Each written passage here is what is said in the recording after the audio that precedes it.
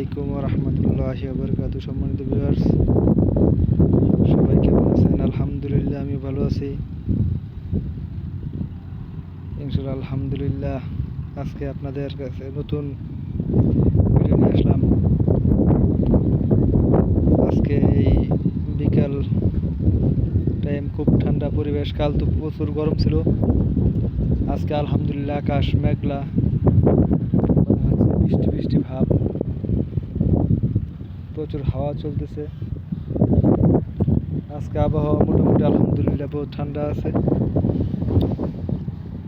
আজকে আপনাদের সামনে আমি একটা স্টোরি নিয়ে আসতেছি। স্টোরিটা আমার বাস্তব জীবনেই।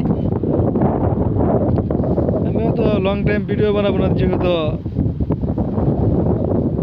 ফেসবুকে আমি এমনই শুরু করছি আমার যাত্রা। হয়তো কথাই অনেক ভুল ত্রুটি হতে পারে। যাই হোক, আপনারা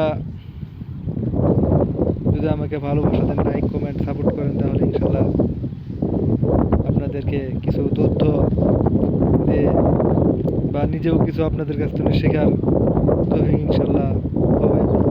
তাই আশা করি আপনারা সবাই আমাকে সাপোর্ট করবেন, লাইক কমেন্ট শেয়ার অবশ্যই করবেন। আজকে একটি আমার জীবনের গল্প বলবো। আমি যখন 2007 দুবাই গেছিলাম, তখনকার একটি ঘটনা। বিষয়টা হচ্ছে, মানুষকে আপনি যে কাজ করতে নিষেধ করবেন, মানুষের ভিতরে সেই কাজটাই করার আগ্রহ বেশি জাগে। আপনি মানুষকে যাই বলেন না কেন, আপনি যত ভালো কথাই বলেন না কেন, আপনার সেই কথার বিপরীত কাজ করতেই মানুষ ভালোবাসে বেশি। আমি যখন দুবাইতে ছিলাম, দুবাই না শুধু পৃথিবীর যে কোনো জায়গায় আপনি কাজ করেন না কেন, কাজ আপনাকে সেফটিতেই করতে হবে। আপনি বিনা সেফটিতে যদি কাজ করেন, তাহলে অবশ্যই আপনাকে জরিমানা বা বিভিন্ন ধরনের শাস্তির আওতায় আসতে হবে। তবে যাই হোক, সেই সময় আমরা নতুন নতুন গেছিলাম, সেফটি সম্পর্কে অতটুকু ধারণা ছিল না। তাই আমাদেরকে সেফটি ট্রেনিংয়ে অনেক কিছু বলা হতো, তখন তো আমরা ভাষাও ঠিক ওইরকমভাবে বুঝতাম না। তো যাই হোক, এইভাবে চলতে চলতে একদিনকার সেফটি বেল্ট, যেটা মনে করেন 2 থেকে 2.5 মিটার, সেটা বাংলায় কনভার্ট করলে হয় 3 গজ, 3.5 গজের কাছাকাছি। আপনি যদি এতটুকু হাইটে যদি কাজ করেন, অবশ্যই আপনাকে আপনার সেফটি বেল্ট লাগাইতে হবে। আপনি যদি সেটা না লাগান, তাহলে আপনার 1.5 থেকে 200 রিয়াল ওই টাইমে জরিমানা হতো। তো দেখা যাচ্ছে অনেক লোক বলতো যে 2 মিনিটের কাজ, 1 মিনিটের কাজ, এটা বলে উঠে কাজ করত। তো একদিনকে এটা সেফটি কয়েকজনকে এই ব্যাপারে ফাইনও দিছিল। তারপরে লোকজন বলে একটু কাজ, এর জন্য আবার সেফটি বেল্ট লাগাবো। সেফটি বেল্ট লাগাতে গেলে 2-5 মিনিট লাগে। আবার এখানে সেফটি বেল্ট মধ্যে হুকো বাজানোর জন্য সেটার ইন্তজাম করতে সময় লাগে। এর লেগে অনেকে এটাই করে না। তো এটার বিষয়ে একদিন সেই সেফটি ইনচার্জ, যে সেফটি ইঞ্জিনিয়ার, ও একদিন সবাইকে নিয়ে মিটিং ডাকলো।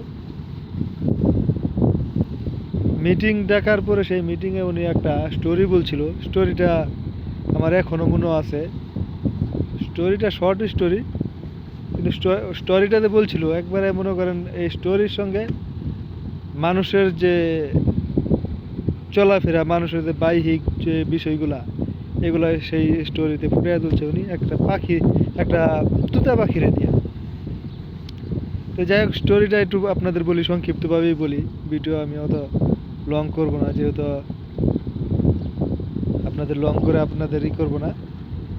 স্টোরিটা হলো,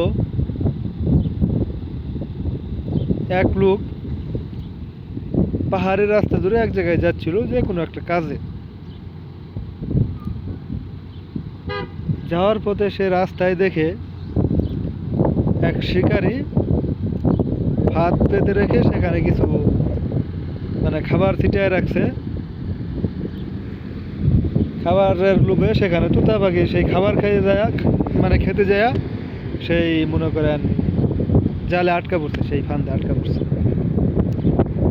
আটকা পড়ার পরে শিকারি ওই আশেপাশে ছিল না, শিকারি না থাকার কারণে সেই লোকটা সেই তোতা পাখিটাকে সেই ই থেকে এই যে জায়গায় আটকা পড়েছিল সেই ফান থেকে খুলে নিয়ে ওনার সাথে নিয়ে গেছিল ওনার বাসায়। ওনার বাসায় নিয়ে যায় সেই তোতা পাখিকে সে দীর্ঘ অনেক দিন ট্রেনিং দিছে। ট্রেনিং দিয়ে বলছে যে দেখো, যে মানে কথাটা তো হিন্দিতে বলছে, আমি বাংলাতে বলতেছি। মানে সেই তোতা পাখির ট্রেনিং দিছে যে শিকারে আসবো, জাল বিছাবো,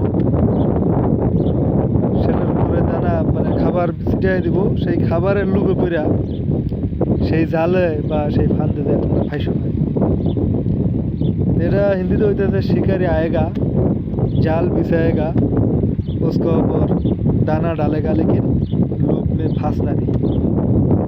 মানে লুপে পড়ে তোমরা ফাইসো না, মানে শিকারি আবো, জাল বিছাবো, তার উপরে মানে খাবার ছিটিয়ে দেবো, সেই খাবারের লোভে তোমরা সেই মনে করো সেই জালে আটকা পড়বে।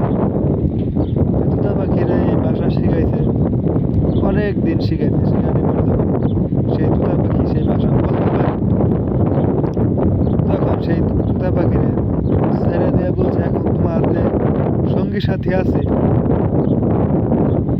তাদেরকে তুমি এটা শিক্ষা দাও। যেমন কথা তেমন কাজ, সেই তোতা পাখি গেছে জঙ্গলে, যে তার যে সাথী আছে তাদের সবাইকে শিক্ষা দিয়েছে যে শিকারে আएगा জাল बिछाएगा दाना डालेगा लेकिन लूप में फांसना नहीं। এটা সবাই ট্রেনিং প্রাপ্ত। একদিন হঠাৎ করে সেই লোকটা মনে করলো যে আমি যে তোতা পাখিরে এই ট্রেনিংটা দিলাম, এই ট্রেনিংয়ে সেই কতটুকু তারা উপকৃত হলো একটু দেখে আসি। সেই যেমন কথা তেমন কাজ, সেই শিকারি গেল সেই জঙ্গলে গিয়ে ভালো করে জাল বিছাইয়া জালের উপরে দানা খাবার ছিটিয়ে দিছে। সেই খাবার দেখে লোভ সামলাতে না পেরে সমস্ত তোতা পাখি এসে সেটি আটকা পড়ছে। আর যখন এটা আটকা পড়ছে, আটকা পড়ার পরে বলতেছে যে শিকারি আएगा জাল बिछाएगा दाना डालेगा लेकिन लूप में फांसना नहीं। মানে শিকারি আবো, জাল বিছাবো, উপর খানা ছিটাই দিব, সেই খাবারের লোভে তোমরা কেউ সেখানে যায় না, মানে ফাইসো না। জালে ফাঁসার পরেও এই কথা বলতেছে। ঠিক সেই রকমভাবে সেই ইঞ্জিনিয়ার আমাদেরকে এই দিছে যে তোমরা দেখো, তোমাদের প্রতিদিন মিটিংয়ে বলা হয় যে তোমরা কাজ করো, তো ভাবতেছো 1 মিনিটের কাজ, উপর চড়তেছো, তোমার পা স্লিপ পড়ে গেলাম, পড়ে যায় তোমার মাথায় চোট লাগবে। কাজ কিন্তু 1 মিনিটের, কতটুকু করে পড়লাম। আর তোমাকে কোম্পানি বলেও না যে তুমি আনসেফ কন্ডিশনে কাজ করো বা তুমি একটা কাজ তাড়াতাড়ি শেষ করে দাও। ঠিক সেরকমভাবে উপরওয়ালা আমাদের কিছু থিওরি দিছে, কিছু আদেশ ও কিছু নিষেধ দিছে। যদি সেগুলোর থেকে আমরা বেঁচে না চলতে পারি, যে আদেশগুলো দিছে সেগুলো যদি আমরা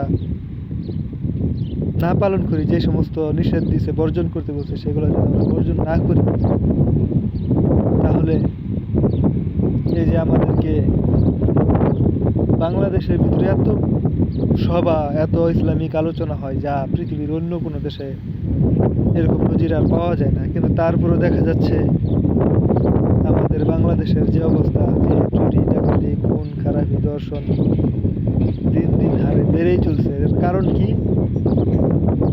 আমরা সেই তোতা পাখি নিয়ে আমরা ঠিকই শুনি, ঠিকই আমরা পালন করি না।